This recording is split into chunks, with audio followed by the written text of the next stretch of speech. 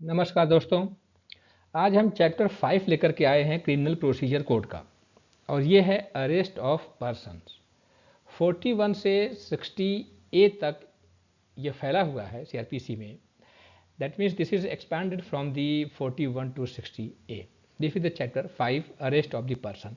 हमें ये पता है कि जितने भी पर्सन्स हैं, either they are the citizen और द फॉरेनर, सभी के पास right to liberty as a fundamental right है। आर्टिकल 21 यदि हम देखें, उसमें क्लियर लिखा हुआ है कि no person shall be deprived from his life and personal liberty except according to the procedure established by law. तो दैट मीन्स जब किसी व्यक्ति को अरेस्ट किया जाता है तो उसके फंडामेंटल राइट पर डायरेक्ट अटैक होता है।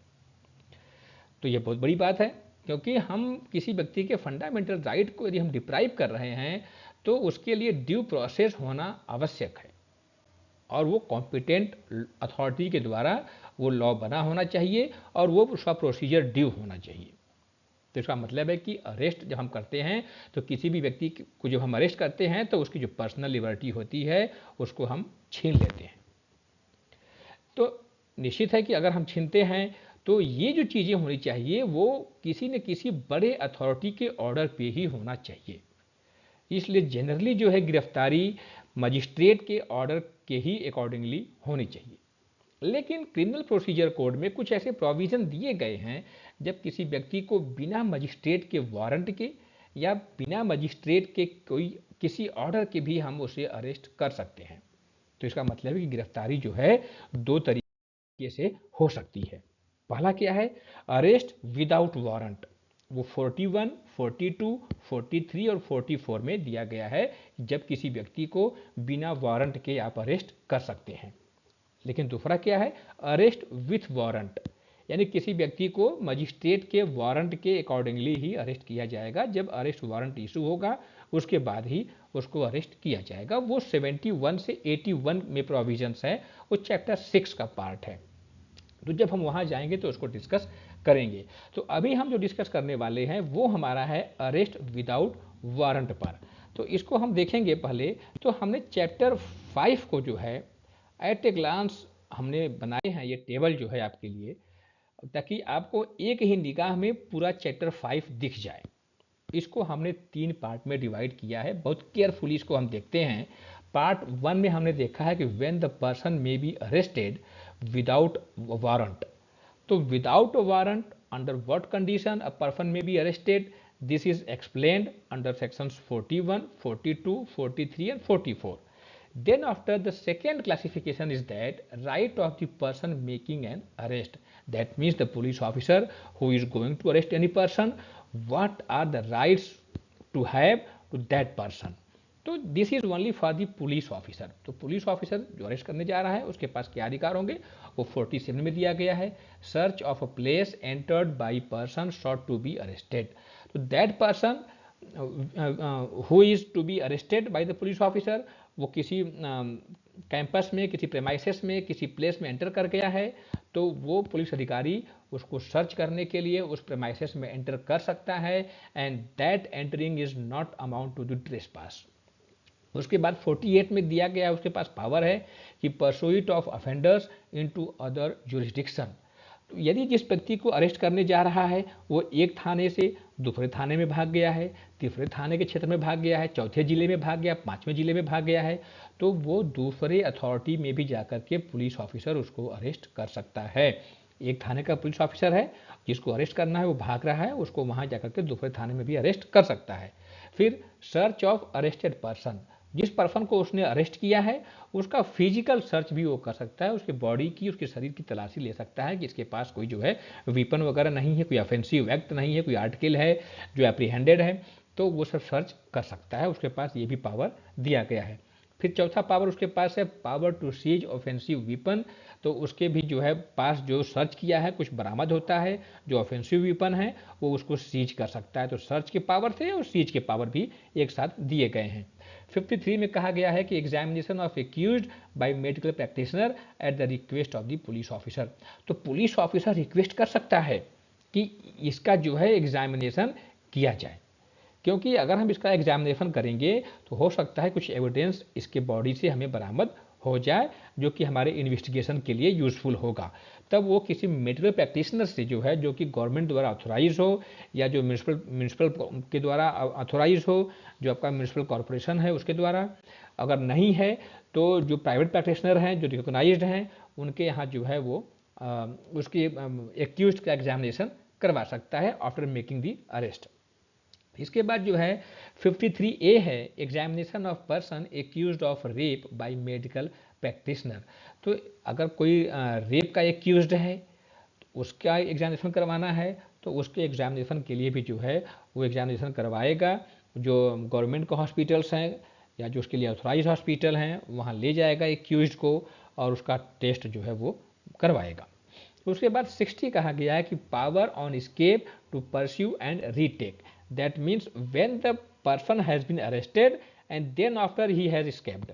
अब वो भाग गया, कस्टडी में से वो एक्यूज्ड भाग गया, तो उसका पीछा करने का और उसको दोबारा अरेस्ट करने का उसका अधिकार जो है पुलिस ऑफिसर का रहेगा।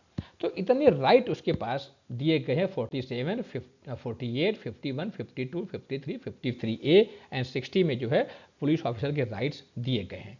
अब इसी पुलिस ऑफिसर के जो अरेस्ट कर रहा है उसके ड्यूटीज़ क्या हैं? तो duties of the person making arrest. तो उसके ड्यूटीज़, जो पुलिस ऑफिसर के ड्यूटीज़ हैं वहीं अरेस्टेड पर्सन के राइट्स होंगे। तो इसलिए हमने इसको एक ही कॉलम में रखा है। तो जो गिरफ्तार व्यक्ति होने जा रहा है उसके राइट्स क्या होंगे, ये वही उसके राइट्स हैं जो पुलिस ऑफिसर के ड्यूटीज़ हैं। क्योंकि सामंड ने कहा था कि right and duties are the two side of the single coin. तो वो हम यहाँ पे जो है उसी को यूज़ करके हम इसको जो है दूसरे फॉर्मेट में भी लिख सकते हैं कि rights of the person arrested. तो अब देखते हैं क्या क्या है। जो ड्यूटी होंगे पुलिस अधिकारी के वहीं एक्यूज के राइट हो जाएंगे। तो 41A में एक ड्यूटी दी गई है कि a notice of appearance before police officer. तो जो पुलिस ऑफिसर है वो अपेक्षा कर रहा है, वो अरेस्ट करने जा रहा है किस व्यक्ति को? जिसने कोई ऐसा ऑफेंस किया है जो 7 ईयर से कम इम्प्रिजनमेंट का है या 7 ईयर तक के इम्प्रिजनमेंट के लिए ही उसमें जो है प्रावधान किए गए हैं। उसने वैसे ऑफेंस करने का एलिगेशन उस पर लगाया गया है, तो उसको वो अरेस्ट नहीं करेगा, पहले नोटिस भेजेगा 41 की। तो वो ड्यूटी पुलिस ऑफिसर की है। उसके बाद कहा गया कि procedure of arrest and duties of officer making an arrest. तो कुछ प्रोसीजर है 41B में वो फॉलो करेगा और कुछ ड्यूटी है वो भी फॉलो करेगा। यानी कि नेम प्लेट लगाए रहेगा, वहाँ जाएगा तो उसको बताएगा कि हम आपको इस ऑफेंस में अरेस्ट करने आए हैं। वो कहेगा कि हमारे जो नियरेस्ट जो रिलेटिव हैं उनको सूचना देना है, तो सूचना इन्फॉर्म करेगा कि हम इस पर्सन को अरेस्ट कर रहे हैं, इस स्थान पर रखे हुए हैं। तमाम चीज़ें वहाँ पे दी गई हैं। उसके बाद 41C है कंट्रोल रूम एट डिस्ट्रिक्ट में कंट्रोल रूम होगा जहाँ पर कि पूरे अरेस्टेड पर्सन के जो है वहाँ पे जो है पूरे इन्फॉर्मेशन होंगे। एंड 41D कहा रहा है कि right of arrested person to meet an advocate of his choice during interrogation. तो अरेस्ट हो गया है, 24 घंटे तो रहेगा पुलिस कस्टडी में, लेकिन बीच में उसे जो है अपने वकील से मिलने का अधिकार दिया गया है। लेकिन ये पूरे समय तक नहीं है, बीच बीच में जो है उसको राइट दी गई है। 45 में है protection of members of the armed force from arrest. तो जो आर्म्ड फोर्स हैं यदि उन्होंने जो है in the performance of their duty कोई ऐसा एक्ट किया है जो ऑफेंस की डेफिनेशन में आ रहा है तो उनको अरेस्ट नहीं किया जाएगा जब तक कि सेंट्रल गवर्नमेंट जो है परमिशन नहीं देती है। और वहीं जो स्टेट गवर्नमेंट भी जो है कुछ आर्म्ड फोर्स को इस दायरे में ला सकती है, उनके पास भी ये चीज़ें दी गई हैं। तो बट ये है कि वो आर्म्ड फोर्स के मेंबर्स जो हैं अपनी ड्यूटी को निर्वहन करने में ही उन्होंने कोई काम किया हो जो ऑफेंस की कैटेगरी में आ रहा हो। बट यदि उन्होंने कोई पर्सनल कैपेसिटी में कोई काम किया हो तो पर्सनल कैपेसिटी वाली जो चीज़ें हैं वो यहाँ पे प्रोटेक्ट नहीं है। 46 में कहा गया है कि अरेस्ट हाउ मेड, गिरफ्तारी कैसे की जाएगी, बहुत इंपॉर्टेंट है, इसको हम डिटेल में पढ़ेंगे। और 49 में है नो अननेसेसरी रिस्ट्रेंट, ज़्यादा उसको जो है आप बल प्रयोग नहीं करेंगे, ज़्यादा देर तक आप उसको जो है कन्फाइंड भी नहीं करेंगे। 50 है person arrested to be informed of ground of arrest and of right to bail. तो जो पुलिस अधिकारी है अरेस्ट करने जाएगा तो अरेस्ट करते समय ये बताएगा कि आपको किस ग्राउंड पे हम अरेस्ट करने जा रहे हैं और आपको बेल के राइट है या नहीं है, ये भी इन्फॉर्म करेगा। उसके बाद जो है obligation of person making arrest to inform about the arrest etcetera to the nominated person. तो जिस व्यक्ति को आप अरेस्ट कर रहे हैं उस व्यक्ति ने जो है कहा है कि मैं गिरफ्तार हो रहा हूं, ये खबर जो है मेरे किसी व्यक्ति को बता दो, तो पुलिस अधिकारी की ड्यूटी है कि वो उसे बताएगा, उसके रिलेटिव्स को, उसके पेरेंट्स को, उसके घर वालों को कि व्यक्ति अरेस्ट हो गया है और हमने इसको यहाँ पर रखा है। तो ये बताना जो है बहुत जिम्मेदारीपूर्ण काम है और ये ड्यूटी इम्पोज की गई है और ड्यूटी जो है वो आपको डिस्चार्ज करनी ही होगी। इसके बाद जो है जब आगे बढ़ेंगे तो 54 है examination of arrested person by medical officer. तो ये ड्यूटी भी यहाँ इम्पोज की गई है कि पुलिस अधिकारी जो है वो ले जा सकता है और ले जा करके उसका एग्जामिनेशन अस्पताल में करवाएगा कि इसके शरीर पे कोई चोट के निशान तो नहीं है, पर बीमार तो नहीं है, तमाम चीज़ें जो हैं। तो जहाँ ये डाउटफुल होता है वहीं करवाता है, अदरवाइज तो सब मामले में जो है पुलिस कभी मेडिकल ज़्यादा करवाती नहीं है। लेकिन जहाँ पर लगता है कि व्यक्ति बीमार है या इसके बॉडी से जो है कुछ एविडेंस हमें मिलने की संभावना है, तभी वो कराएगा। उसके बाद identification of person arrested with the permission of court. ये हम जो है जब हम पढ़ते हैं सेक्शन 9 जो है एविडेंस एक्ट का, जहाँ पे पहचान परेड है, वही चीज़ें यहाँ पर हैं। तो जहाँ पर ये लगता है कि नहीं एक्यूज की पहचान साक्षियों के द्वारा, जो विटनेसेस उनके द्वारा करवानी चाहिए, तो कोर्ट से परमिशन लेगा और विटनेस के सामने जो है कई एक्यूज जो है उनकी परेड होगी और जो विटनेस है उनको पहचानेगा कि हाँ एक्चुअल में एक्यूज कौन था। तो कुछ तो एक्यूज होते हैं, कुछ और पर्सन होते हैं, सबको मिला करके जो है उनकी परेड होती है विटनेस के सामने और विटनेस जो है पहचानता है कि वास्तव में एक्चुअल एक्यूज कौन था। तो वो 54A में है। 55 में है procedure when police officer deputes subordinate to arrest without warrant. यानी कि पुलिस ऑफिसर जो है खुद अरेस्ट करने नहीं गया है, उसने अपने सबऑर्डिनेट को जो है ऑथोराइज कर दिया है कि आप जाकर के उसको अरेस्ट करो, तब वहाँ पे कौन सी प्रोसीजर फॉलो की जाएगी। उसके बाद 55A है health and safety of arrest person. ध्यान रखेगा जिसको अरेस्ट किया उसका हेल्थ का, उसकी सेफ्टी का ध्यान रखोगे, क्योंकि उसके फंडामेंटल राइट जो है एज फॉर एज वहाँ पे एप्लीकेबल रहेंगे। सुप्रीम कोर्ट ने भी कई मामले में कहा कि फंडामेंटल राइट जो है व्यक्ति के समाप्त नहीं होते, खासतौर से राइट टू लाइफ तो उसकी हमेशा जो है जीवित रहेगी, भले वो जेल में हो चाहे जेल से बाहर हो। और जो राइट टू इक्वलिटी है वो भी उसकी रहेगी। तो जो लोग जेल में बंद हैं वो एक क्लास माने जाएंगे और उनके सामने जो है उनके साथ एक समान व्यवहार किया जाएगा। तो इसलिए हेल्थ और सेफ्टी का ध्यान रखा जाएगा। Person arrested to be taken before magistrate और तमाम चीज़ें वहाँ पे कही गई हैं। तो 56 की बात है कि अगर कोई सबऑर्डिनेट पुलिस ऑफिसर है, उसने अरेस्ट किया है, तो जो इंचार्ज है पुलिस थाने का वो उसके पास ले जाएगा और उसके बाद उसे जो है विद इन 24 आवर्स जो है 57 के अकॉर्डिंगली जो है 24 आवर्स जो है उसे मजिस्ट्रेट के पास ले जाया जाएगा। 58 में कहा गया कि पुलिस टू रिपोर्ट अप्रीहेंशंस। तो ये डीएम और एसडीएम को जो है वो तत्काल रिपोर्ट करेंगे कि उन्होंने अरेस्ट किया है शंका के आधार पर, ये व्यक्ति हमारे यहाँ जो है अरेस्ट हैं। 59 डिस्चार्ज ऑफ पर्सन अप्रीहेंडेड। तो जब भी आप डिस्चार्ज करेंगे तो उसकी लिस्ट बनाएंगे, विद श्योरिटी विदाउट श्योरिटी जो भी है उसकी लिस्ट जो है आप कोर्ट में सबमिट करेंगे। जो आपके अथॉरिटीज़ हैं सीओ लेवल के, डीएम लेवल के, उन सबको जो है एसपी जो है उन सबको जो है आप सूचना दोगे। उसके बाद 68 है arrest to be made strictly according to the court. तो ये जो सीआरपीसी में जितने प्रोविजन हमने देखे हैं 41 से लेकर के 59 तक या 60 तक जो है वो सबका जो है स्ट्रिक्टली फॉलो किया जाएगा और उसमें कोई आप जो है ढील नहीं दे सकते। तो अगर कुछ करते हैं तो जो पुलिस ऑफिसर है वो जिम्मेदार होगा, कोर्ट उसको रिस्पॉन्सिबल ठहराएगी। 60A के अकॉर्डिंगली सीधे है कि यहाँ पे सभी कुछ को जो है शैल माना जाएगा और जो ड्यूटीज़ हैं, जो राइट्स हैं, चाहे एक्यूज्ड के हों चाहे जिसके हों, उनका जो है आप प्रॉपर केयर करोगे। तो अब हम खास तौर से देखेंगे 41, 42, 43 एंड 44 जहाँ पे अरेस्ट विदाउट वारंट की बात कही गई है।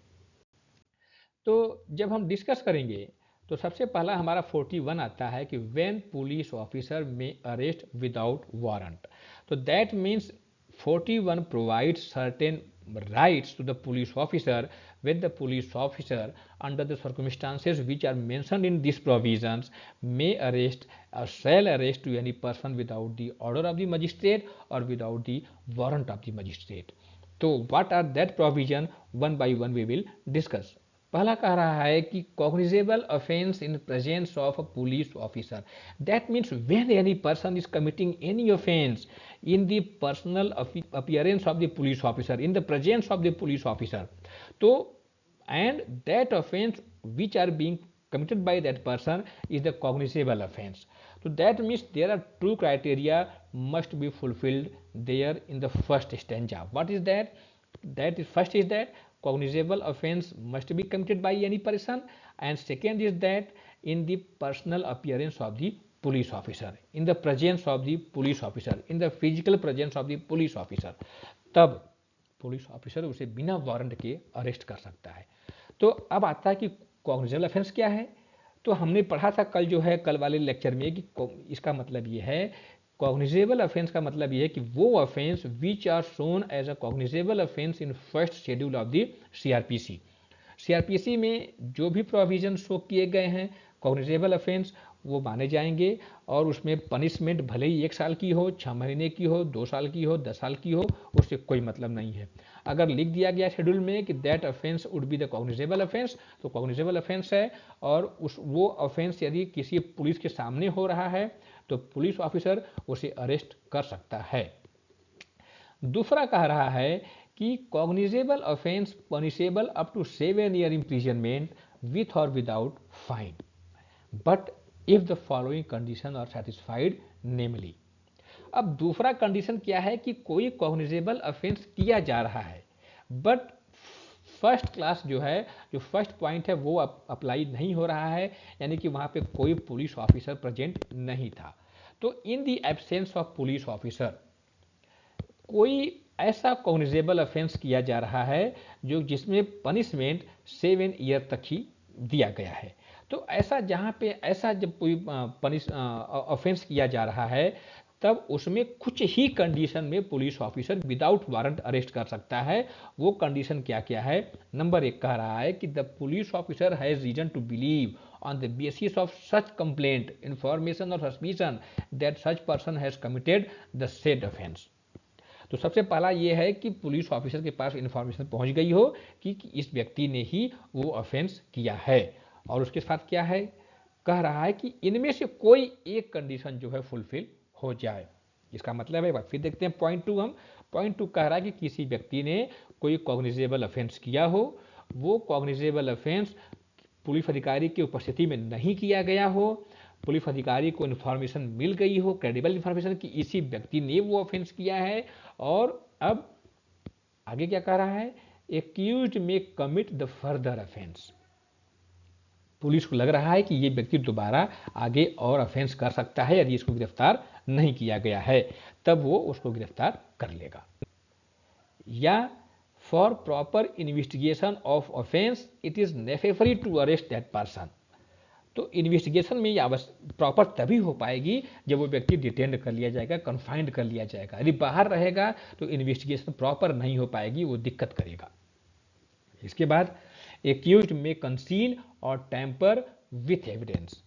इसका मतलब है कि जो एक्यूज्ड है, जिस पर एलिगेशन लगाया गया है कि इसने 7 साल तक के कारावास का जो है अपराध किया है, और वो अगर अरेस्ट नहीं होता है तो जो एविडेंस है उसको वो छिपा देगा, या उसमें जो है वो टैंपरिंग कर देगा, छेड़छाड़ कर देगा, ताकि कोर्ट में जो है उसके खिलाफ कोई गवाही न हो पाए, एविडेंस अवेलेबल न हो पाए।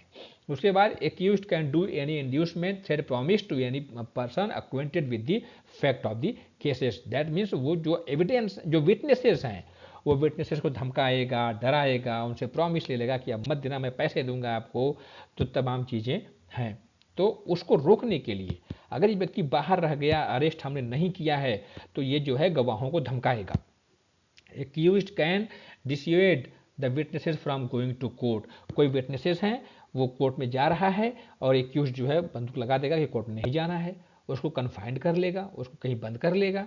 ये संभावना है यदि, तब जो है एक्यूज्ड को वो अरेस्ट कर लेगा। यदि एक्यूज्ड अरेस्ट नहीं किया गया, तो एक्यूज्ड खुला रह गया, तो निश्चित है कि एक्यूज्ड विटनेस को कोर्ट में नहीं पहुंचने देगा, और presence of accused can not be insured without arrest. यदि हमने एक्यूज्ड को अभी अरेस्ट नहीं किया है तो भग जाएगा और कोर्ट में अपीयर नहीं होगा, इसलिए उसका अरेस्ट करना आवश्यक है।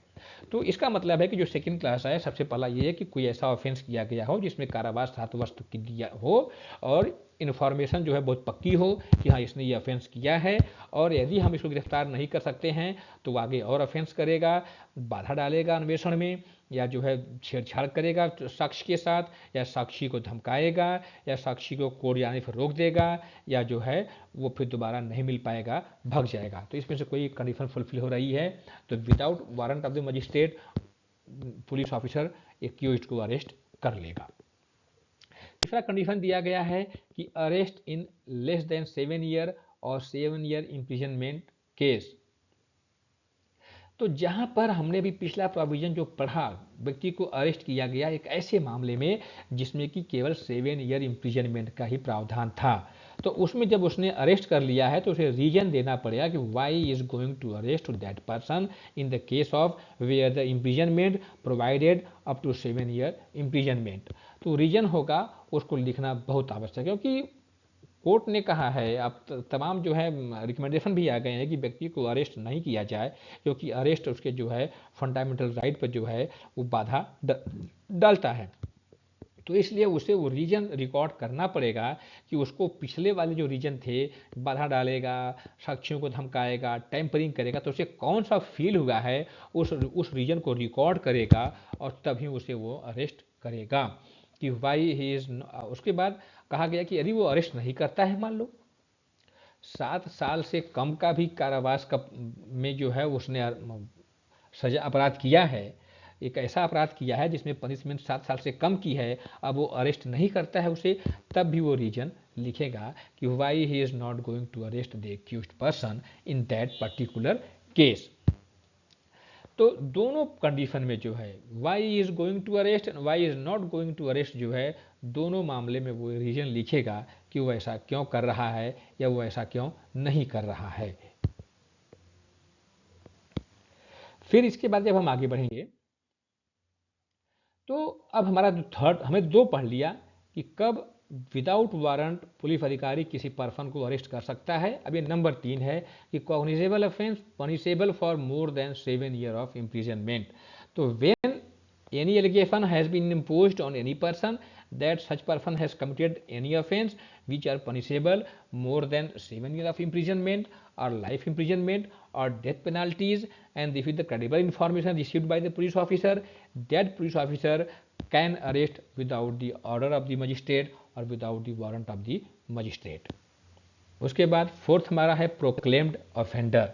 तो प्रोक्लेम्ड ऑफेंडर जहां हमने देखा है कि 82 सब क्लॉज 4 में दिया गया है कि जहां न्यायालय जो है कॉम्पिटेंट मजिस्ट्रेट जो है किसी पर्सन को प्रोक्लेम्ड ऑफेंडर डिक्लेयर कर देता है, तो वहां जो है उस पर्सन को कोई भी police officer without magistrate warrant arrest कर सकता है, या स्टेट गवर्नमेंट जो है किसी लॉ के तहत जो है for the time being in force वो किसी एक्यूज्ड को कर देता है डिक्लेयर प्रोक्लेम्ड ऑफेंडर, तो वो पर्सन जो है which are declared as the proclaimed offender may be arrested by any police officer without the warrant. उसके बाद जो है सस्पिशन रिगार्डिंग एनीथिंग, किसी पर्सन को लेकर के किसी मामले में कोई शंका पुलिस ऑफिसर को है, regarding what, in whose possession anything is found which may be reasonably be suspected to be stolen property and who may reasonably be suspected of having committed an offense with reference to such thing। तो जहां पर ऐसा है वहां पे चीजें ध्यान देनी होगी कि सपोज दैट ए की घड़ी अभी जस्ट चोरी हो गई है और वो घड़ी 1-2 घंटे बाद या एक दिन बाद बी के कब्जे में मिली है। बी से पूछा गया कि घड़ी अभी कब्जे में कहाँ से आई है, बी कोई जवाब नहीं देता है। तो इसका मतलब है कि दो बातें होंगी, या तो बी ने वो घड़ी चुराई है या बी ने चुराई हुई संपत्ति जानते हुए उसने उसे परचेज की है। तो B is having the knowledge that this is the stolen property and purchase that property. तो दोनों मामले में ऑफेंस है, तो यहाँ पे उसको अरेस्ट किया जा सकता है। तो जहाँ किसी मामले को लेकर शंका है, रीजनेबल आंसर नहीं मिल रहा है और ये शंका है कि या तो उसने ऑफेंस किया होगा या ऑफेंस में इन्वॉल्व रहा होगा या कुछ रहा होगा, तो वहाँ पे उसको अरेस्ट किया जा सकता है। सिक्स जो हमारा पॉइंट है वो है ऑब्स्ट्रक्ट्स पुलिस ऑफिसर।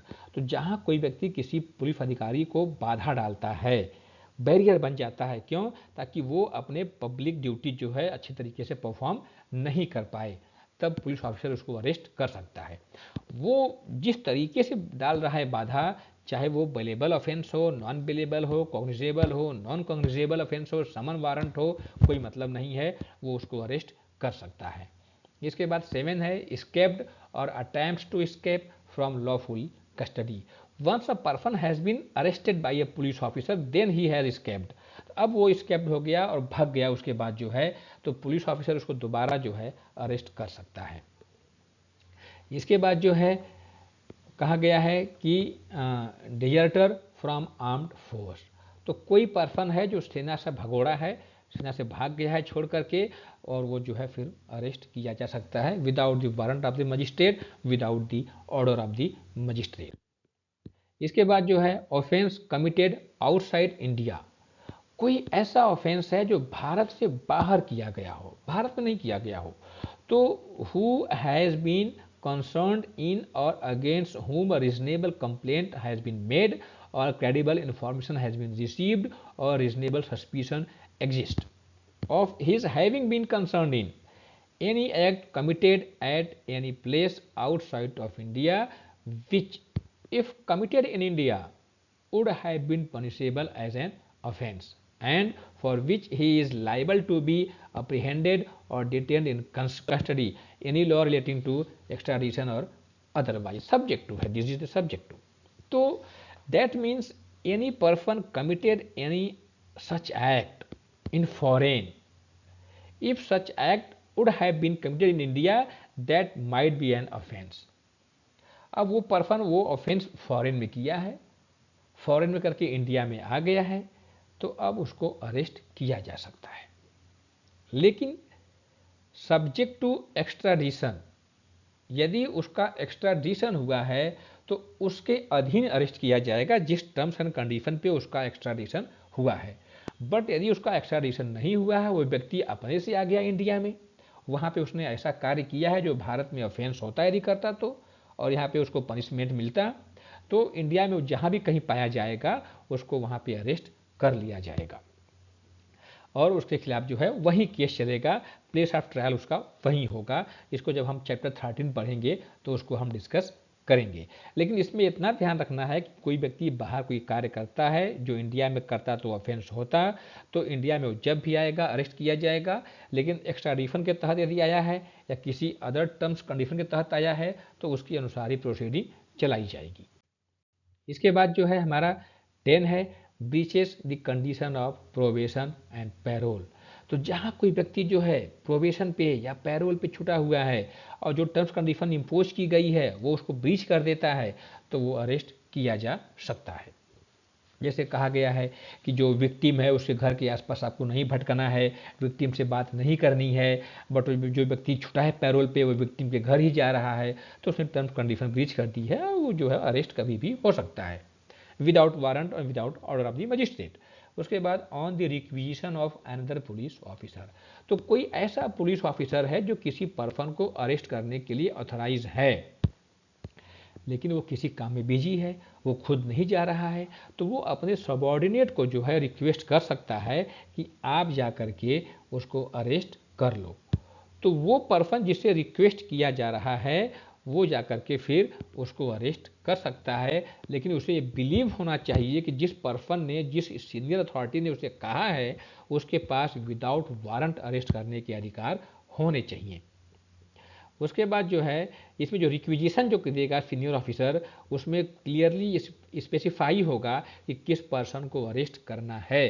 तो the requisition specifies the person to be arrested and the requisition specifies the offence और other cause for which the arrest is to be made. तो why you are going to arrest that person, the reason must be mention that requisition. इसके बाद जो है कहा गया है कि it appears therefrom that the person might lawfully be arrested without a warrant by the officer who issued the requisition. तो वही चीज़ें हैं कि जिस पर्सन से रिक्विजिशन किया जा रहा है उसे भी ये विश्वास होना चाहिए जो है कि जो उसका अथॉरिटीज़ है उसको उसके पास ये राइट है कि वो विदाउट वारंट अरेस्ट कर सकता है।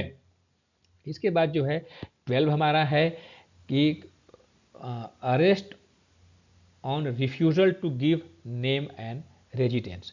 एक 42 है, ये भी विदाउट वारंट किसी व्यक्ति को अरेस्ट आप कर सकते हैं।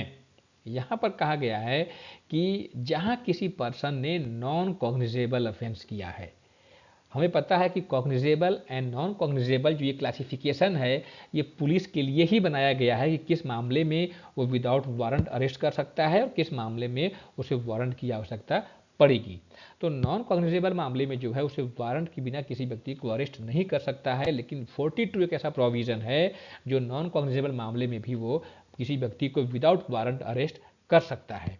तो इसमें कहा गया है कि वो नॉन कॉग्निजेबल ऑफेंस जो है वो पुलिस ऑफिसर के प्रेजेंस में ही किया गया होना चाहिए। तो when any person who has committed a non cognizable offence in the presence of the police officer, क्योंकि देखो पुलिस ऑफिसर के सामने यदि नॉन कॉग्निजेबल ऑफेंस कर रहे हैं तो ये हो जाता है matter public piece and tranquillity का हो जाता है। तो पब्लिक पीस जो है सोसाइटी में मेंटेन करना, लॉ एंड ऑर्डर मेंटेन करना पहला काम पुलिस ऑफिसर का है। तो इसलिए जो है उस पर्सन को डिटेन करना आवश्यक हो जाता है। तो यहाँ पर कंडीशन रखी गई है इसीलिए जो है ताकि जो है लोग लॉ को फॉलो करें या पब्लिक पीस जो है ट्रैंक्विलिटी मेंटेन करें। तो पुलिस के सामने ही जो है ऑफेंस कर रहे हैं आप, वो नॉन कॉग्निजेबल ऑफेंस है। और उसके बाद जो है या कहा गया है कि कोई ऐसा पर्सन है कि who has been accused of committing a non cognizable offence, यानी कि पुलिस ऑफिसर के सामने जो है वो ऑफेंस तो नहीं किया गया है, but who has been accused, वो एक्यूज्ड है, ऑफेंस पहले उसने कर लिया है, पुलिस अब बाद में पहुंची है।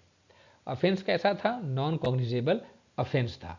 तो क्या होगा, और जब पुलिस उससे पूछती है उसका नाम, उसका रेजिडेंस, तो वो बताने से इनकार कर देता है। He refuses to give his name and residence on demand.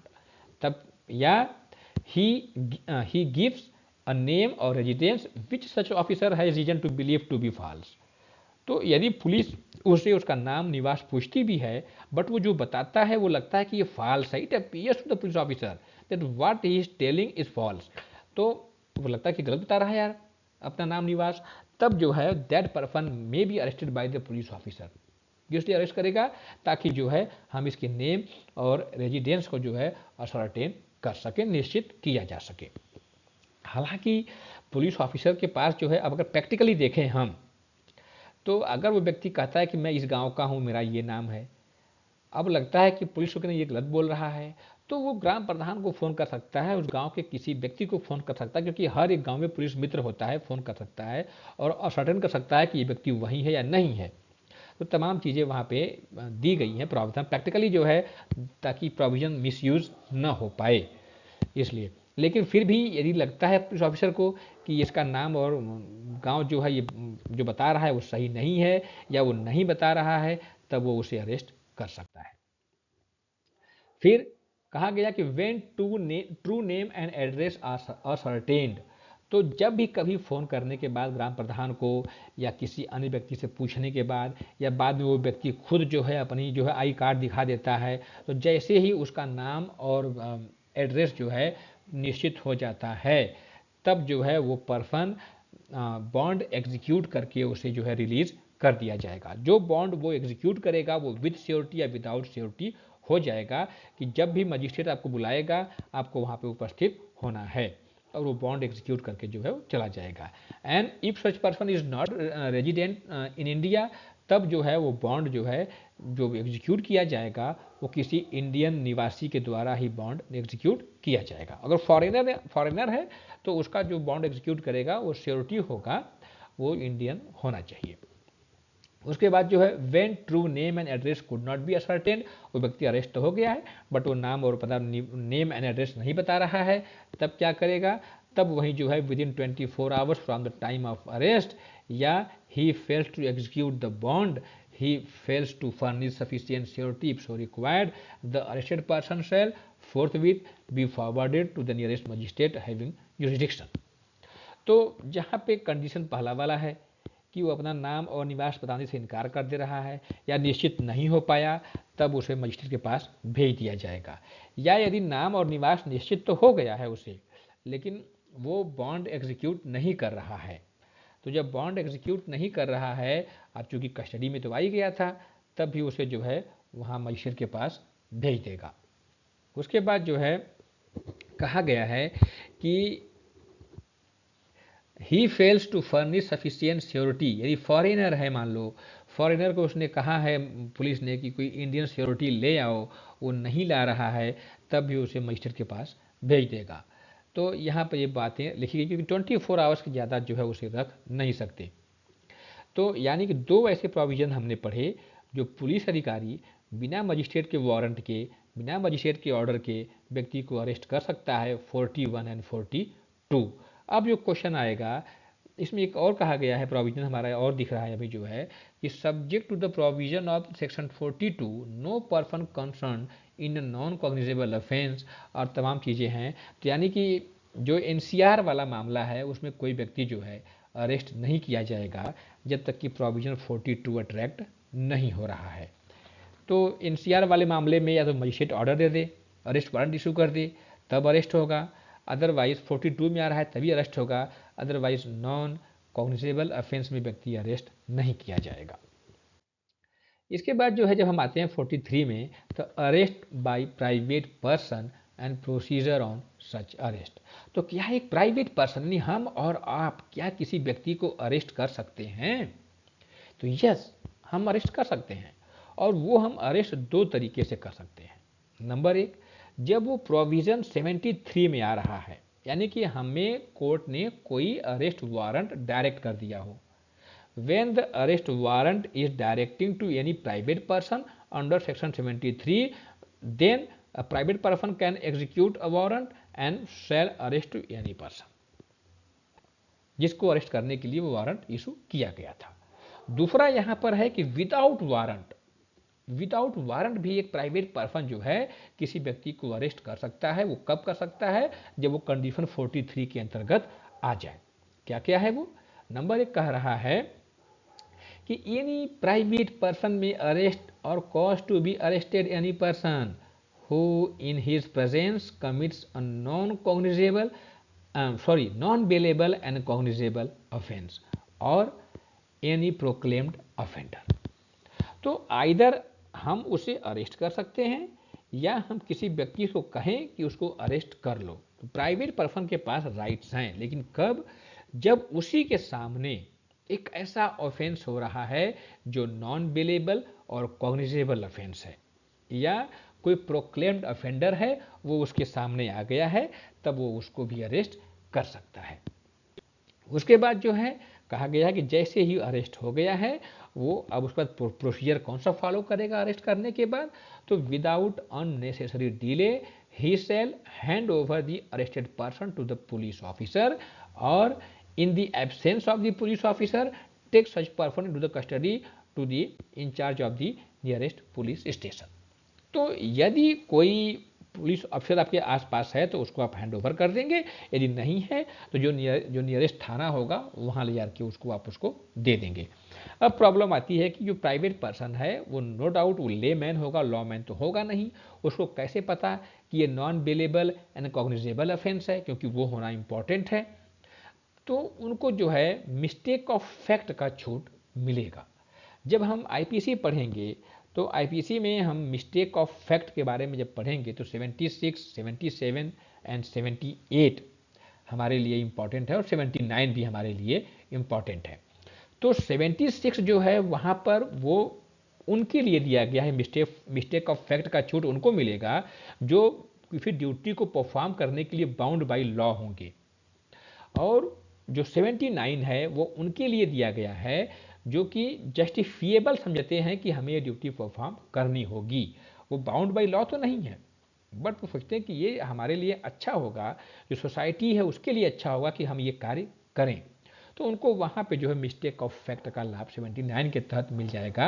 यदि कोई ऐसा व्यक्ति ऑफेंस कर रहा है जो नॉन बिलीवेबल कॉग्निजेबल दोनों में से दोनों नहीं है या कोई एक ही है, बट उसने उसको अरेस्ट कर लिया है, तो वहाँ मिस्टेक ऑफ फैक्ट का लाभ उसको मिल जाएगा। क्योंकि ले मैन के पास जानकारी नहीं होगी कि what are the offence falls in the ambit of the non believable and cognizable offence. But right तो तभी है, एग्जाम में भी आता है कि प्राइवेट पर्सन किसको अरेस्ट कर सकता है, तो वहां पर आपको याद रखना होगा कि नॉन बिलेबल और कॉग्निजेबल ऑफेंस होना आवश्यक है। इसके बाद जब हम आगे बढ़ते हैं तो री arrest by police officer.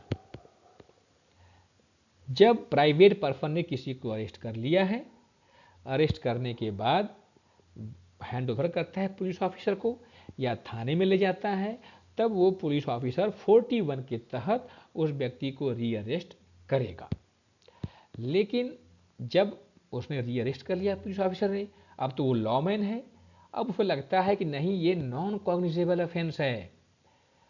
Private person ने तो अरेस्ट तो कर लिया शंका में आकर के, मिस्टेक ऑफ फैक्ट में आकर के, लेकिन ये जो एक्यूज्ड है ये एक्यूज्ड नॉन कॉग्निजेबल ऑफेंस का है, तब उसे जो है छोड़ देगा। उसे जो है on the demand of the police officer he refuses to give his name and residence, तब कंटिन्यू करेगा।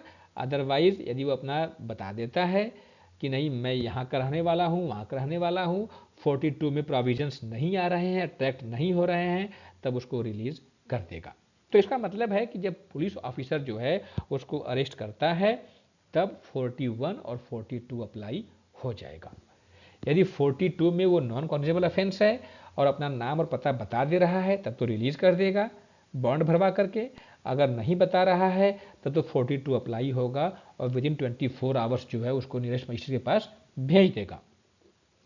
इसके बाद जो है कहा गया है कि जब वो रिलीज कर दिया जाता है तब जो है कहा गया है कि when released but if there is no sufficient reason to believe that he has committed an offense तो he shall be released। But लगता है कि कॉग्निजेबल नॉन कॉग्निजेबल की बात तो छोड़ो, इसने ऑफेंस ही नहीं किया है, तब उसे जो है इमीडिएट रिलीज कर देगा पुलिस ऑफिसर। कभी कभी चीज़ें हो जाती हैं जो कि प्राइवेट पर्सन जो होता है उसको लगता है कि कोई ऑफेंस हो रहा है, बट बाद में तक नहीं तो आपस में हंसी मजाक कर रहे थे, यानी कोई ऑफेंस वहाँ पे नहीं था। तो ये चेक करना जो है अब ये ड्यूटी पुलिस ऑफिसर की है और वो यहाँ पर जो है हमें अब देखने को मिलेगी। वो चेक करेगा क्योंकि वो लॉ मैन है, वो चेक करेगा कि ये कॉग्निजेबल ऑफेंस है कि नहीं है, उसके बाद जो है क्या ऑफेंस हुआ भी है कि नहीं हुआ है, वो सब चेक करने के अकॉर्डिंगली 41 और 42 के अकॉर्डिंगली काम करेगा, अदरवाइज उसे रिलीज कर देगा। फिर जब हम आगे बढ़ते हैं तो आता है कि अरेस्ट बाय मजिस्ट्रेट, यानी एक मजिस्ट्रेट कब किसी व्यक्ति को अरेस्ट कर सकता है। दो कंडीशन बताई गई हैं जब एक मजिस्ट्रेट किसी व्यक्ति को अरेस्ट कर सकता है, उसे वारंट की जरूरत नहीं पड़ेगी। हालांकि मजिस्ट्रेट है वो तो खुद वारंट इशू कर सकता है, लेकिन फिर भी अब मजिस्ट्रेट है, उसके सामने कोई ऑफेंस हो गया है, तो क्या वो वारंट इशू करेगा या उसको अरेस्ट कर लेगा या किसी से कहेगा कि उसको अरेस्ट कर लो। तो दोनों चीजें उसको वहां पे दी गई हैं। कहा गया है, पहला देखते हैं हम, offence committed in the presence of a magistrate. Magistrate है, उसी के सामने ऑफेंस हो गया है, तो अब ये आवश्यक नहीं कि वो अपने क्लर्क से कहे कि वारंट इशू करो हम इसको अरेस्ट करेंगे, वो इमीडिएट अरेस्ट कर सकता है या अरेस्ट करवा सकता है।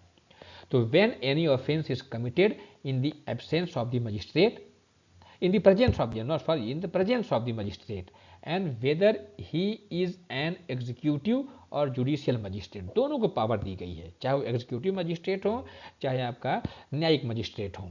इसके बाद कहा गया कि सच offence is committed with in his local jurisdiction, इतने रिक्वायरमेंट फुलफिल हो रहे हों, मजिस्ट्रेट के सामने ऑफेंस किया गया हो, वो कोई मजिस्ट्रेट हो और उसकी लोकल अथॉरिटी के तहत ऑफेंस किया गया हो, वो मजिस्ट्रेट अपनी लोकल एरिया में हो जहां पर उसको जुरिस्डिक्शन दिया गया हो, तब जो है क्या करेगा वो, such magistrate may himself arrest और order any person to arrest the offender and subject to the provision of bail commit the offender to custody. यानी यदि मामला बेलेबल है तो बेल पे छोड़ देगा, बेलेबल नहीं है तो उसे जो है कस्टडी में भेज देगा। तो जो चैप्टर 33 बेल का है उसको ध्यान में रखते हुए आगे की कार्रवाई करेगा। बट कंडीशन फुलफिल होना चाहिए कि उसके प्रेजेंस में ऑफेंस होना चाहिए और उसका जो है लोकल एरिया होना चाहिए जहाँ पर उसको अधिकारिता मिली हुई है, जुरिस्डिक्शन मिला हुआ है। उसके बाद जो है सेकंड कहते हैं कि offence committed in the absence of magistrate. Magistrate के सामने ऑफेंस तो नहीं किया गया, अब ऑफेंस करने के बाद व्यक्ति उसके सामने आ गया, भागा भागा कहीं से आ गया होगा। तो अब जब आ गया उसके सामने, यानी कि अगर मान लो कचहरी में, किसी कोर्ट में, किसी कचहरी में कोई ऑफेंस किया गया है, अब वो ऑफेंस वहां करके, किसी का मर्डर करके, कुछ करके वो न्यायालय में अंदर आ गया। जैसे आपको पता है ना कि व्यक्ति जो है कोर्ट में सरेंडर करता है, तो यही प्रोविजंस हैं। यानी ऑफेंस तो उसने बहुत पहले कर दिया था, इसके सामने ऑफेंस नहीं किया था, अब वो मजिस्ट्रेट के सामने अब आ गया, यानी उसने सरेंडर कर दिया या बाय द वे आ गया, तो वो सरेंडर वाला चीज़ें जो है यहीं अप्लाई होती है। लोग कहते हैं कि हमने सरेंडर कर दिया, तो यही होता है।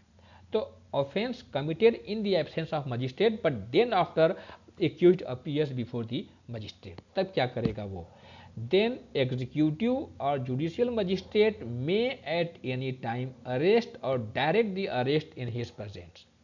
तब वो मजिस्ट्रेट जो है उसे अरेस्ट करने का ऑर्डर दे सकता है कि इसे अरेस्ट कर लो। लेकिन कहा गया है कि such magistrate should be in his local jurisdiction. वो मजिस्ट्रेट जो है अपनी स्थानीय अधिकारिता में ही हो और उसी का जो है वो पावर एक्सरसाइज कर रहा हो, और he is competent to issue warrant in that case.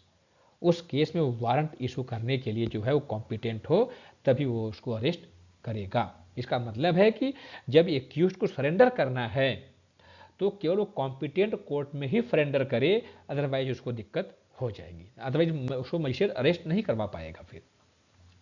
तो उस मामले में यदि मजिस्ट्रेट वारंट इशू करने के लिए कॉम्पिटेंट है और उस कोर्ट में उसने सरेंडर कर दिया है, तब मजिस्ट्रेट उसको अरेस्ट करवा देगा और उसके अकॉर्डिंगली जो है आगे जो प्रोसीजर है उसको रिमांड पे भेज देगा या उसको बेल दे देगा। जैसे प्रोविजंस हैं उसको हम आगे डिस्कस करेंगे। तो आज के हमारे यहीं ख़त्म होते हैं, इसको हम कंटिन्यू करेंगे अपने नेक्स्ट लेक्चर में। धन्यवाद।